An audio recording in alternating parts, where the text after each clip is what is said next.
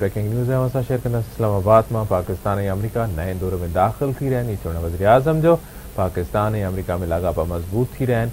वज़ीर आज़म शहबाज शरीफ इस्लामाबाद में तक़रीब खे ख़िताब कयो ऐं चवे थो पाकिस्तान दोस्त मुल्कनि जे सहकार सां दहशतगर्दीअ जे ख़िलाफ़ फ्रंट लाइन स्टेट जो किरदारु अदा कयो आहे। दहशतगर्दी के खिलाफ जंग में पाकिस्तान के वड़ो जानी तोड़े माल नुकसान पहुतो। वज़ीर आज़म चवे थो दहशतगर्दी के खिलाफ जंग में 90,000 जानियों $150 अरब खां वधीक मुआशी नुकसान थी चुको है। वज़ीर आज़म शहबाज शरीफ अमरीका के आज़ादी वारे दिहाड़े के मौके ते तकरीब के खिताब किया है। चवे तो असो ध्यान मईशत के मजबूत बनाने ते लगल है। पाकिस्तान हमेशा अमन इस्तेहकाम ऐं खुशहाली के पसंद किया है। को शक नाहे रहियो त पहलगाम वाक़ियो फास्ट फ्लैग ऑपरेशन हो। वज़ीर आज़म चवे तो पाकिस्तान अणधुरी जांच की आछ कई। वज़ीर आज़म जो वधीक चवण है असांजी आछ जो जवाब ॾियण बदिरां भारत अगराई जो रस्तो अख्तियार कयो।